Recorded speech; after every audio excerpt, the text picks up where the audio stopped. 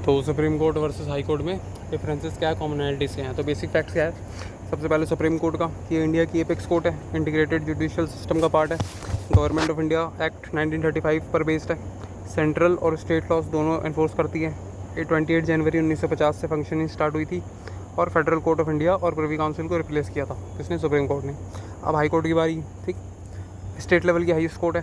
Constitution ने originally हर state के लिए एक हर स्टेट के लिए एक हाई कोर्ट प्रोवाइड किया था। 7th अमेंडमेंट 1956 ने मल्टीपल स्टेट्स और यूटीज़ के लिए कॉमन हाई कोर्ट अलाउ किया था। टेरिटोरियल जुरिस्डिक्शन कंसर्न स्टेट और यूटी तक होती है। पार्लियामेंट टेरिटोरियल जुरिस्डिक्शन ऑल्टर कर सकता है हाई कोर्ट्स का। ठीक, कंपोजिशन क्या है, सबसे पहले सुप्रीम कोर्ट का 34 जजेस होते हैं, जिसमें से एक सीजीआई प्लस 33 जजेस होता है। पहले 31 हुआ करते थे, लेकिन 2019 में एक अमेंडमेंट हुआ था जिसमें 31 से लेके 34 हो गए थे जजेस। ठीक, सुप्रीम कोर्ट का पार्लियामेंट स्ट्रेंथ इंक्रीज़ कर सकता है सुप्रीम कोर्ट का। ठीक, हाई कोर्ट का क्या है, कॉन्स्टिट्यूशन में कोई फिक्स स्ट्रेंथ नहीं है, चीफ जस्टिस और अदर जजेस होते हैं इसमें। ठीक, और प्रेसिडेंट अपॉइंट करता है।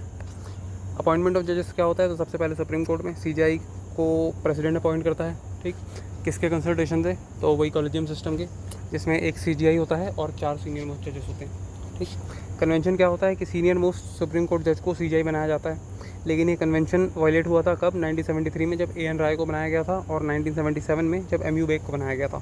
ठीक, सेकंड जजेस केस 1993, इसमें सीनियरिटी प्रिंसिपल बाइंडिंग बना दिया गया था। ठीक, सेकंड जजेस केस में अदर सुप्रीम कोर्ट जजेस को प्रेसिडेंट सीजीआई, सुप्रीम कोर्ट और हाई कोर्ट जजेस से कंसल्टेशन के बाद अपॉइंट किया जाता है। ठीक, हाई कोर्ट जजेस क्यों, क्योंकि अगर किसी हाई कोर्ट से जज को बुला रहे हैं सुप्रीम कोर्ट का जज बनाने के लिए, तो हाई कोर्ट के जज का भी कंसल्टेशन लिया जाएगा, ऑब्वियस सी बात है। हाई कोर्ट का क्या है अपॉइंटमेंट का सिस्टम, तो हाई कोर्ट चीफ जस्टिस को प्रेसिडेंट, सीजीआई और गवर्नर के कंसल्टेशन के बाद अपॉइंट करता है। ठीक है, अदर जजेस के लिए प्रेसिडेंट, सीजीआई, गवर्नर और हाई कोर्ट चीफ जस्टिस को कंसल्ट करता है। कॉमन हाई कोर्ट के केस में कंसर्न स्टेट के भी गवर्नर से कंसल्टेशन होती है। थर्ड जजेस केस 1998, सीजीआई 2 सीनियर मोस्ट जज वाले कॉलेजियम से कंसल्ट करता है। क्वालिफिकेशन क्या है, सबसे पहले सुप्रीम कोर्ट की, तो इंडिया का सिटीज़न होना चाहिए, हाई कोर्ट का जज होना चाहिए 5 साल तक, या फिर हाई कोर्ट का एडवोकेट होना चाहिए 10 साल तक, और या फिर डिस्टिंग्विश्ड ज्यूरिस्ट होना चाहिए प्रेसिडेंट के नज़रों में। मिनिमम एज प्रिस्क्राइब नहीं है। हाई कोर्ट के केस में क्या सीन है, इंडिया का सिटीज़न होना चाहिए, जुडिशियल ऑफिस होल्ड करना चाहिए 10 साल तक, हाई कोर्ट का एडवोकेट होना चाहिए 10 साल तक। ठीक है, इन दोनों में से कोई एक। डिस्टिंग्विश्ड ज्यूरिस्ट वाला प्रोविजन नहीं होता हाई कोर्ट में। ठीक है, मिनिमम एज भी प्रिस्क्राइब नहीं है इनकी। ओथ सुप्रीम कोर्ट को कौन दिलाता है, प्रेसिडेंट दिलाता है, या फिर उसके द्वारा नॉमिनेट किया गया कोई बंदा। ठीक, आर्टिकल 124 के 6 में दिया हुआ है ओथ। हाई कोर्ट में गवर्नर या उसका नॉमिनी ओथ को एडमिनिस्टर करता है। ये आर्टिकल 219 में दिया हुआ है हाई कोर्ट के। टेन्योर कितना होता है सुप्रीम कोर्ट वालों का, तो 65 साल तक। ठीक, रेजिग्नेशन प्रेसिडेंट को एड्रेस होता है और रिमूवल पार्लियामेंट के थ्रू होता है। ठीक, हाई कोर्ट रिटायरमेंट 62 साल होती है इनकी, रेजिग्नेशन प्रेसिडेंट को एड्रेस की जाती है, और रिमूवल प्रोसेस सुप्रीम कोर्ट के जजेस वाला सेम होता है system. Acting chief justice supreme court में क्या है, तो प्रेसिडेंट एक्टिंग सीजीआई अपॉइंट करता है। ठीक, ऑफिस वैकेंट हो तब करता है, सीजीआई एब्सेंट हो तब करता है, या फिर सीजीआई ड्यूटीज़ परफॉर्म ना कर पा रहा हो तब करता है। ठीक, हाई कोर्ट में क्या होता है, आर्टिकल 223 में दिया हुआ है इसमें कि president acting chief justice appoint करता है कब, ऑफिस वैकेंट हो, हाई कोर्ट का सीजीआई एब्सेंट हो, या फिर हाई कोर्ट का सीजीआई ड्यूटीज़ परफॉर्म करने के लायक ना हो। ठीक, रिटायर्ड जजेस सुप्रीम कोर्ट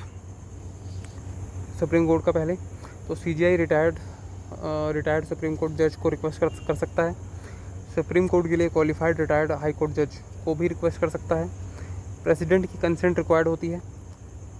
सुप्रीम कोर्ट जज की सारी पावर्स एक्सरसाइज करता है कौन, रिटायर्ड जज, लेकिन परमानेंट जज नहीं माना जाता।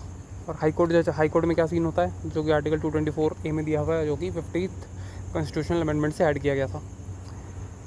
हाई कोर्ट का chief justice retired high court जज को रिक्वेस्ट कर सकता है। ठीक, प्रेसिडेंट की कंसेंट रिक्वायर्ड होती है, वही सेम चीज़, जज की कंसेंट भी रिक्वायर्ड होती है, ऑब्वियस सी बात है। हाई कोर्ट जज की सारी पावर्स एक्सरसाइज करता है, लेकिन परमानेंट जज नहीं माना जाता है ये।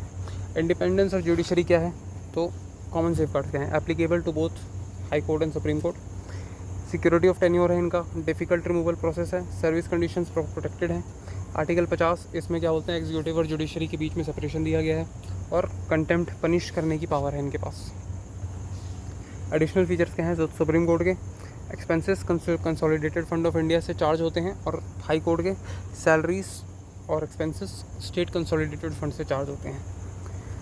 सुप्रीम कोर्ट का रिटायरमेंट के बाद किसी भी कोर्ट में प्रैक्टिस नहीं कर सकते, लेकिन हाई कोर्ट वाले रिटायरमेंट के बाद सुप्रीम कोर्ट या फिर दूसरे हाई कोर्ट में प्रैक्टिस कर सकते हैं, अपने वाले में नहीं कर सकते और सबऑर्डिनेट वाले में भी नहीं कर सकते।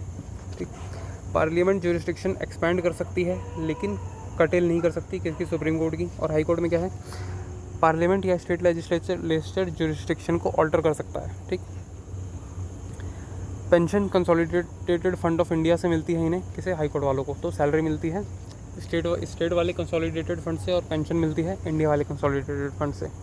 ठीक।